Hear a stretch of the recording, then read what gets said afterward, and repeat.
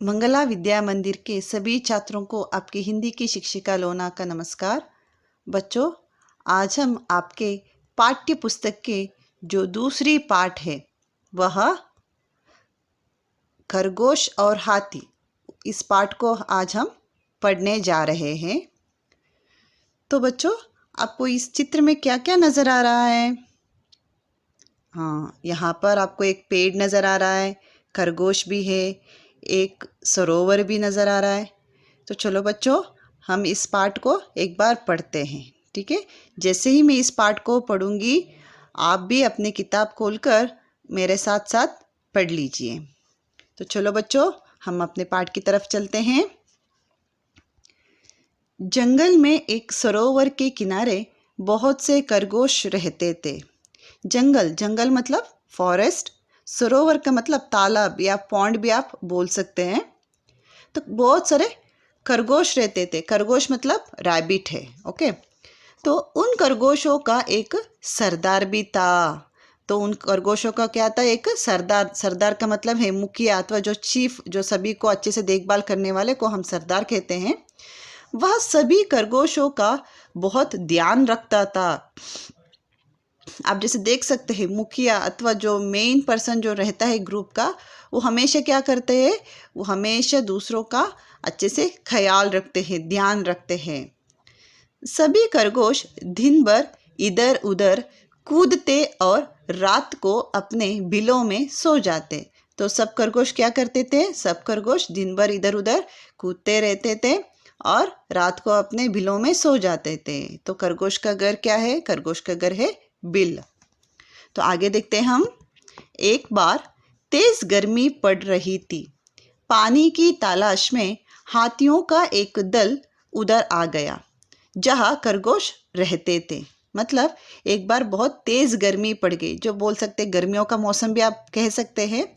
तभी क्या होता है, गर्मियों के मौसम में हमको ज़्यादा प्यास लगती है, तो हम क्या करते हैं? हम ज़्यादा से ज़्यादा पानी पीना चाहते हैं। तो उसी तरह वहाँ पर क्या हुआ? वहाँ पर एक हाथियों का झुंड आ गया। झुंड अथवा दल को हम झुंड भी कहते हैं, या जो ग्रुप करके आप बोल सकते हैं।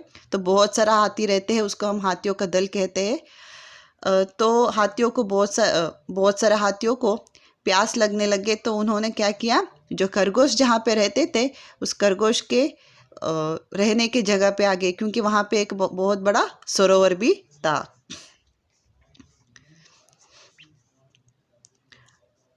हाथियों के आ जाने से खरगोश बहुत दुखी थे। हाथियों के आ जाने से खरगोश बहुत दुखी थे। क्यों? देखते हैं आगे। क्योंकि हाथी अपनी सूंड में कभी पानी भर भर कर फेंकते तो कभी खरगोशों को अपने पैरों के नीचे कुचल देते थे। तो आपने देखा होगा, हाथी को तो पानी बहुत पसंद है। वो ज़्यादा से ज़्यादा पानी को पीता है और क्या करता है? पानियों से वो खेलते रहते हैं। तो उसी तरह यहाँ हाथी भी क्या कर रहे थे? सूंड से पानी को लेकर भर भर कर फेंकते थे, इधर उधर फेंकते थे और छोटे छोटे खरगोशों को अपने पैर के नीचे ढालकर कुचल जाते थे। कुचलना मतलब दबाना। तो उनको पता नहीं चलता है ना, वो बहुत छोटा जानवर है, तो वो ऐसे अनजाने में ऐसे हो जाता था। यह सब देखकर सभी खरगोश दांत पीसकर रह गए। मतलब कुछ कर नहीं सके, क्योंकि हाथी तो बहुत बड़ा जानवर है, देखने में भी बहुत बड़ा है। तो ये तो खरगोश तो बहुत छोटा जानवर है, वो भी कुछ कर नहीं सकता था, इसीलिए वो चुपचाप रहते। अब खरगोशों का सरदार बहुत चिंतित हुआ। तो खरगोशों का सरदार, वो तो सरदार है, सबका मुखिया है, सबका देखभाल करने वाला है। तो इसको ये तो बहुत चिंता में पड़ गया। सारे खरगोश परेशान हो गए। उन्हें हाथियों पर बहुत क्रोध आया। क्रोध आना मतलब बहुत गुस्सा करना। खरगोशों के सरदार ने तुरंत पीपल के विशाल वृक्ष के नीचे सभा की। खरगोशों का जो सरदार था, उसने क्या किया? पीपल, पीपल के पेड़ के नीचे, जो बैनियन ट्री करके आप बोल सकते हैं, उस बड़ा सा एक वृक्ष रहता है ना, उस वृक्ष के नीचे, वृक्ष मतलब पेड़, पेड़ के नीचे सभा की। सभा मतलब मीटिंग, सभी को बुलाकर एक मीटिंग अरेंज किया उसने। सभी ने निश्चय किया कि हाथियों को इस जंगल से भगाना है। सभी ने क्या निश्चय किया? सभी ने निश्चय किया कि इस हाथियों को इस जंगल से भगाना है। तो आगे देखते हैं। खरगोशों के सरदार ने कहा, भाइयों, मुझे एक तरकीब सूझी है। किसने कहा? सरदार ने कहा कि अपने भाइयों मतलब अपने जो उसके साथी जो है बाकी खरगोश है उनसे कहा कि मुझे एक अच्छा सा तरकीब मतलब एक आइडिया है मेरे पास है करके। क्या? कौन सी तरकीब बताइए? सभी खरगोशों ने अपने मुरझाए चेहरों को उठाकर पूछा। मतलब बाकी वाले खरगोश सब पूछने लगे, क्या सरदार आपको कौन सी तरकीब सूझी है, हमको भी बताइए। मुरझाए चेहरा मतलब जो दुख से मुंह छोटा होना, मुरझाना करके हम कहते हैं। बहुत दुखी थे क्योंकि हाथियों के पैरों के नीचे बहुत सारे खरगोश भी कुचल गए थे, तो उनको बहुत बुरा भी था उस बात का। खरगोशों के सरदार ने अपनी तरकीब सभी को बता दी। जब रात हुई तो वह 2-3 खरगोशों के साथ हाथियों के सरदार के पास पहुंचा। तो आप यहाँ पे देख लीजिए, जैसे ही उन्होंने जैसे कि प्लान किया है, जो उसके हिसाब से खरगोश ने क्या किया, खरगोश के जो सरदार थे उन्होंने क्या किया, उन्होंने अपने 2-3 साथियों को लेकर हाथियों के सरदार के पास गए। जो हाथियों में भी सरदार रहते, जो मेन उसके दल को लीड करने वाला रहता है, उसके पास चला गया। हाथियों के सरदार ने पूछा, तुम लोग कौन हो और यहाँ क्यों आए हो? तो हाथियों के सरदार ने जैसे ही खरगोशों को देखा, उन्होंने पूछा कि तुम लोग कौन हो और यहाँ पर क्यों आए हो? तो खरगोशों के सरदार ने कहा, हम चंद्रमा के दूत हैं। वे आपसे बहुत नाराज है। तो क्या हुआ? जैसे ही हाथियों ने खरगोशों को देखा तो उन्होंने पूछने लगे, आप कौन हो, आप इधर क्यों आए हो? जैसे ही प्रश्न पूछने लगे हाथी, तो खरगोश ने कहा, खरगोशों के जो सरदार थे उन्होंने कहा, हम चंद्रमा के दूत हैं। हम चंद्रमा आपसे बहुत नाराज है, बहुत गुस्सा है करके। क्यों नाराज है चंद्रमा? तो आगे देखते हैं हम। हाथियों का सरदार बोला, पर हमने उनका क्या बिगाड़ा है? खरगोशों का सरदार बोला, यह सरोवर चंद्रमा का है और आपने उनका सरोवर गंदा कर दिया है। तो खरगोशों का सरदार ने क्या कहा? खरगोशों का सरदार ने कहा कि यह सरोवर चंद्रमा का है। उसने जो तरकीब सूझी थी उसी तरकीब के हिसाब से वो बात करने लग गया। उन्होंने कहा कि यह सरोवर चंद्रमा का है और आप लोगों ने इस सरोवर को गंदा कर दिया है। उन्होंने कहा है कि आप लोग अपने दल के साथ यहाँ से शीघ्र ही चले जाइए। शीघ्र ही मतलब जितने जल्दी हो सके उतनी जल्दी आप यहाँ से चले जाइए, वरना वे आपके दल का सर्वनाश कर देंगे। नहीं तो वो लोग क्या करेंगे? सर्वनाश, सब कुछ खत्म होना, सब कुछ खत्म कर देगा, मतलब आपका दल में कोई भी नहीं रहेगा, ऐसे कुछ कर लेंगे। खरगोशों के सरदार की बात सुनकर हाथियों का सरदार भयभीत हो गया। जैसे ही खरगोश यहाँ सब बोलने लग गया तो हाथियों का सरदार को तो पूरा अपनी दल का, अपने झुंड का ख्याल रखना होता है, तो वो तो बहुत भयभीत हो गया। वह बोला, क्या तुम लोग सच कह रहे हो? तो फिर से पूछने लगे, आप लोग सब सच बोल रहे हो? हाँ हाँ, हम लोग सच कह रहे हैं। चाहो तो सरोवर पर चलकर देख लो। तो खरगोश कहता है, हाँ हम तो सच ही बोल रहे, चाहे तो आपको इतना अनुमान है तो आप आइए, आप आकर सरोवर पर चलकर देख सकते हैं। उनमें से एक खरगोश ने कहा, तो उनमें से एक खरगोश था, उन्होंने ऐसे कहा। हाथियों का सरदार डरते डरते बोला, हम सरोवर पर चलकर चंद्रमा से क्षमा मांगना चाहते हैं। जैसे ही उनको पता चल गया चंद्रमा उन पर, हाथियों पर बहुत क्रोधित है, उन सबको सर्वनाश करेंगे, तो हाथी तो डर गया। तो एक हाथी ने क्या बोला, हाथियों का सरदार ने क्या बोला? हाथियों का सरदार ने कहा कि तो हम लोग क्या करेंगे, हम लोग सरोवर के पास चलकर चंद्रमा से क्षमा मांगेंगे, हमारी जो गलती हुआ है उसके लिए हम क्षमा मांगेंगे करके उसने कहने लग गया। खरगोश का सरदार मन ही मन मुस्कुराता हुआ बोला, चलिए महाराज, हम आपको सरोवर पर ले चलते हैं।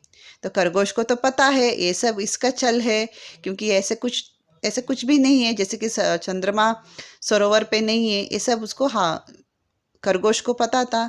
तो इसीलिए उन्होंने क्या किया, उसको बहुत हंसी आई, मुस्कुराना मतलब अंदर ही अंदर वो हंसने लग गया। काफ़ी रात हो गई थी, ठंडी ठंडी हवा चल रही थी, सरोवर की लहरें ऊपर नीचे हो रही थी। जैसे कि बहुत अच्छा मौसम है, आप देख सकते हैं यहाँ पे ठंडी ठंडी हवा, जैसे कि सरोवर के पास में नदी किनारे या समुंदर के किनारे आपको बहुत ठंडी ठंडी हवा महसूस होती है। जैसे सरोवर की लहरें ऊपर नीचे हो रही थी, सरोवर की लहरें ऊपर नीचे हो रही थी।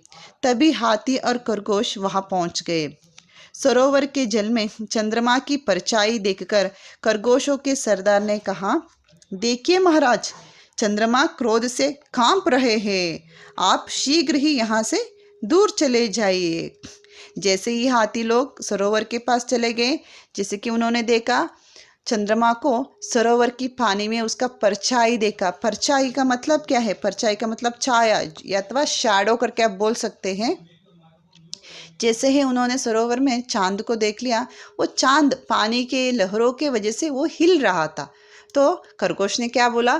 खरगोश ने कहा है कि देखिए, आपको देखते ही चंद्रमा क्रोध हो गए, मतलब बहुत गुस्से से कांप रहे करके उसने बता दिया। तो आगे देखते हैं हम।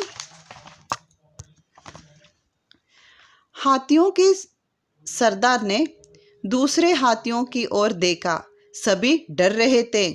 सरदार ने चंद्रमा से सूंड उठाकर क्षमा मांगते हुए कहा। जैसे ही उन्होंने देखा सरोवर में चंद्रमा कांप रहे थे, तो आपस में रहने वाले बाकी हाथी भी डरने लगे। भगवान, अभी तो चंद्रमा को बहुत गुस्सा आ गया, इन्होंने जैसे कहा है हम लोगों का सबका सर्वनाश करेंगे, तो हमको बच के निकलने का एक ही रास्ता है करके वो लोग सोचने लग गए। हमें क्षमा कर दीजिए, हम अपनी गलती स्वीकार करते हैं, अब से हम कभी किसी को तंग नहीं करेंगे। फिर सभी हाथी उसी क्षण जंगल से चले गए। तो क्या हुआ?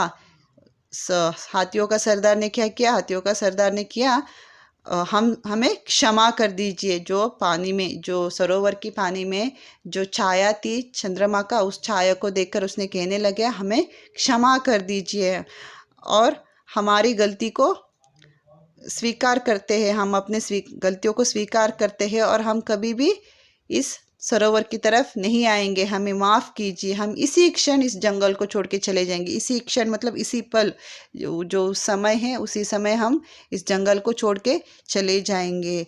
दया करके हमें कुछ मत कीजिए, हमारी गलतियों को स्वीकार करके, हम अपनी गलतियों को स्वीकार कर रहे हैं, हमको क्षमा दीजिए करके वो लोग बोलते हैं। तो बच्चों, यह एक बहुत सुंदर सी कहानी है, जो इस कहानी से हमको पता चलता है कि कभी भी कितना भी बड़ी मुसीबत आने पर हमें घबराना नहीं चाहिए। चालाकी से हम उसका जो भी जो भी मुसीबत होती है, उस मुसीबत से हम पार हो सकते हैं। हम अच्छी तरह से हमारा बुद्धि का इस्तेमाल करने से हम किसी भी मुसीबत से हम पार हो सकते हैं। तो बच्चों, आज की वीडियो में मैं आपको सिर्फ इस पार्ट दे रही हूँ, पार्ट के बारे में समझा लिया। आप एक बार दोबारा इस पार्ट को पढ़ लीजिए और इस पार्ट की संबंधित अभ्यास कार्य है उसको मैं आगे की वीडियो में आपको कराने वाली हूँ, जैसे कि शब्दार्थ है, प्रश्नोत्तर है और बहुत सारे अभ्यास जो व्याकरण भाग भी है। इन सब व्याकरण भाग को मैं आगे की वीडियो में आपको करवा दूँगी। तो बच्चों, आशा करती हूँ आज की पढ़ाई आपको बहुत अच्छे से समझ में आया होगा। फिर से इस वीडियो को एक बार देख लीजिए और घर में दोबारा इस पार्ट को आप पढ़ लीजिए। धन्यवाद।